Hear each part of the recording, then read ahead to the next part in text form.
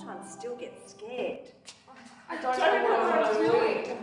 And I'm pretty sure I will, even when I have a class of my own, I'll be like, I don't know what I'm doing. Okay, year 7s, now get into pairs and practice your scene. Yeah. Okay? Alright, so what do you... Your behaviour is inappropriate. You can't do that now. Because they're so horrible all the time, I feel like I have to be overstricken. Because if you give them the slightest thing, they go mental. Okay, class, you can come in, please. Sit down. Yes. Is this what we're doing today? Yes, this is what we're doing today. Okay, cool. It's hard to instill structure when you haven't got any yourself. How do you feel what you have? Is it weird? It's very weird.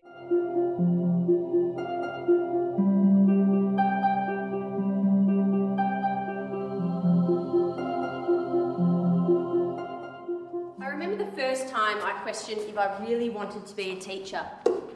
All my classes are really good, except for the days when I have sport. And that's just because I like sport. But when we have sport and we're outside and the kids get out into a big open space,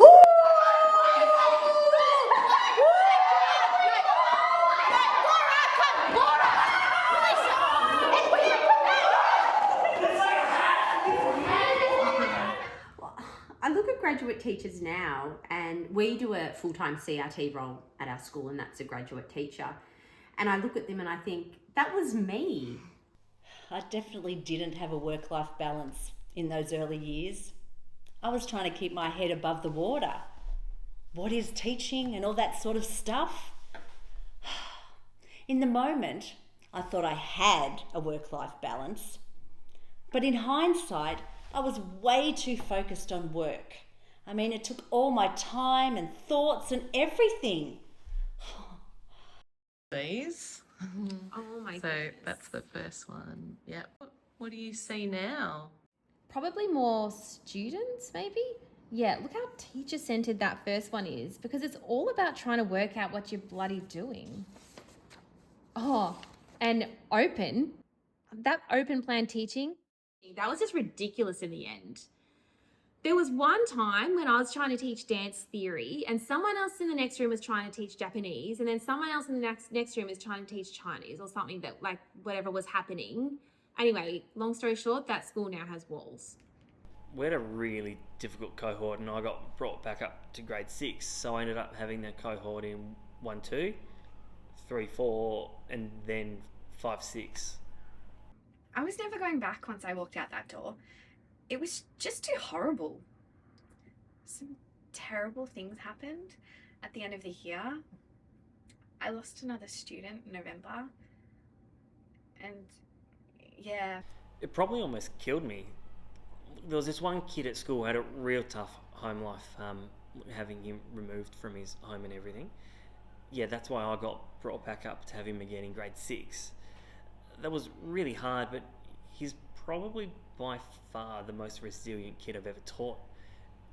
You think in 10 years' time, you just hope he manages to hold on and come out the other end. Yeah, we get a lot of that.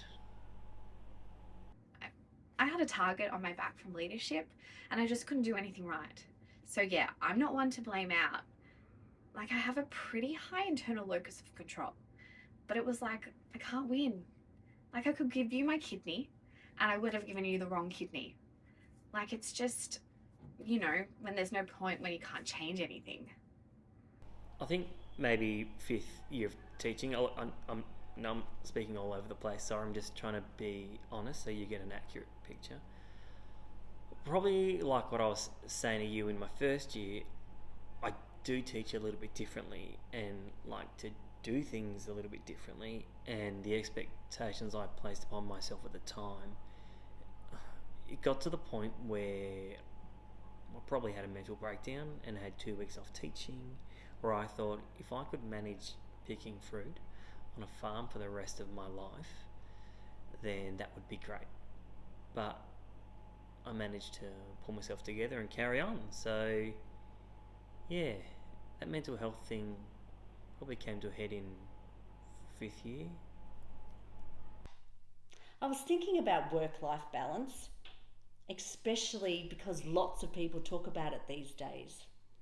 And I do think I got that advice as a newbie. And I became a mentor as well. And I gave her that advice in her first year. And you will cry in your first year, and it's okay. You will do it.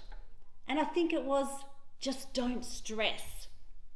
I think I tried to push the classroom management sort of stuff as well, because I do remember I was always struggling with things like that. I had a very obvious burnout year in my 3rd year because I had VCA psychology as well as the year 9s, and then they sent me to South Africa on the leadership camp. I was social justice coordinator. Also, I had a breakup of an 8.5-year relationship, so there were probably a couple of factors going on there.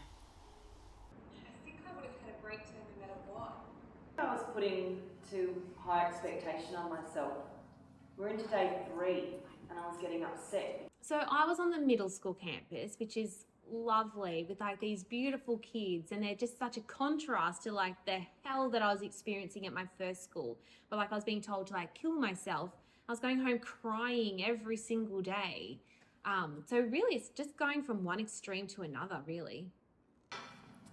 Why'd you go home early yesterday? I went home to cry. What? No! How big does that feature in your life 10 years later? Oh, I've had so many of these moments in my teaching. So many. Was it because of the school or? Yeah, I felt it took me a long time to feel supported at that school. But at the same time, I was devastated when I left because I've made so many friendships. Every time I have a student teacher, I'm so jealous of the lesson they do. Like, they prepare so much and they have so much going on in these activities, and I just love it when it works. I'm just envious of the freedom they have, because now with this instructional model, we've actually got like set minutes for what we have to do in each part of the class. You can only give direct instruction 15 minutes, and you do feel yourself looking at the clock if you've gone over and it's like, oh, I've got off track here. Whereas student teachers, they run these great lessons that are quite often them interacting and teaching, and it's a bit of back and forth. And I feel like your teaching has become a lot more restricted and robotic and following a formula, and especially tie that in with documented curriculum. And it's just like, there's a real sense of being inspected at the moment. I don't know. It's changed so much from when I first started. For better or worse, it was a lot more loose, and you were given like a text or a topic to teach, and you went about it and you worked with your colleagues, and it was nice. I have a grad at the moment. Well, technically she's in her 3rd year, but she's mature age. And I watch her teach and I think how much better she is than I was when I was in my 3rd year. I don't know if it's because she's more experienced in life or the fact that she has her children of her own. She's just so, she's so calm and so clear. I'm almost in awe of her. I was trying to think back how I was, and I just don't think I was like that. I don't know, I'm not sure.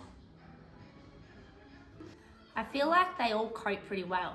There is one grad that I feel a bit sorry for, but that was because she had a really difficult class in her first year.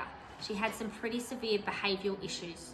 I don't think she was supported the way she should have been supported. She probably shouldn't have been given those classes. When she was really struggling, maybe term 3, I was looking at her and I was thinking, oh yeah, I remember that. I remember feeling very overwhelmed by not being supported.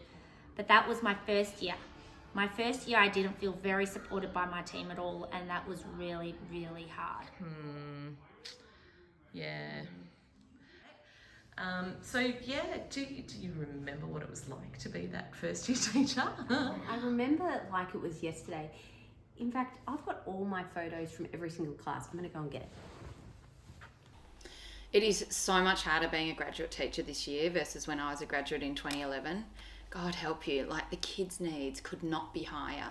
Their needs are so complex right now. The number of friendship issues and mental health, they were already hard. I remember in my first year, I had one of the hardest classes. They were completely dysfunctional.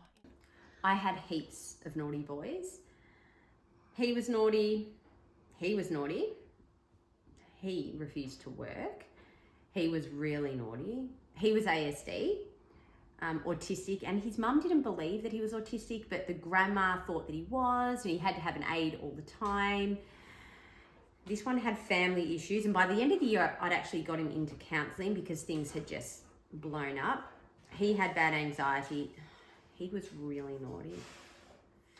He was really naughty. He would cry all the time. This one had Tourette's. He was naughty. He'd be flipping tables. And this one was a bit of a space cadet. But my girls were beautiful. My boys were just such hard work all the time. I'd come home every day just exhausted. Then at the end of 2017, life threw us a pretty hard curveball, as it tends to. And we had a pretty tragic loss in our family. This was the year that I would say was probably my worst year of teaching. And if I had experienced this in my first year, I wouldn't have continued teaching. But I knew that that was part of teaching, that it wasn't always going to be like this. I really didn't know if I would be able to get back into teaching. But I think of where I was emotionally, grieving quite a bit at that time, I found teaching quite helped reconnect in a way to the world after something like that happens. I think I've had like those first 3 years to get myself in the classroom and understand what teaching is and all that sort of stuff. And I think it was my third year, I had a couple of really difficult kids. Like one kid had ADHD, undiagnosed autistic. Like another girl, her dad was a drunk. Like he came and abused me like multiple times drunk. Like these kids, like they're from traumatic backgrounds, like psychological, like DHS, all that type of stuff. Like it was sort of a bit of an eye opener to that side of things. I don't know if there's something special about teaching. You emotionally connect, obviously, with the students so much. And in English, a lot of what we explore is about very serious life events. So you sort of feel like you bring something more to the table. To have these conversations with kids or explore these themes. And in a weird way, like I felt like teaching was my saving grace at that point. We have purpose. We have, we feel like we're making a difference. I think in my earliest years, I just thought having that relationship would get them to come to the table for content. Now I feel like that's great. I still build that kind of relationship with most of my kids. I get to know them. But more importantly, to know them academically and conference with them and speak to them as learners. What do you miss most when you look back at your first couple of years as a full-time, in one school teacher? What were the good things about that? I think it's just having those relationships with the kids and how much you mean to them. I was cleaning out my house the other day and I found these booklets that they'd made for me at the end of the year. And, they really, really make an impact on you. And I really miss that part of it.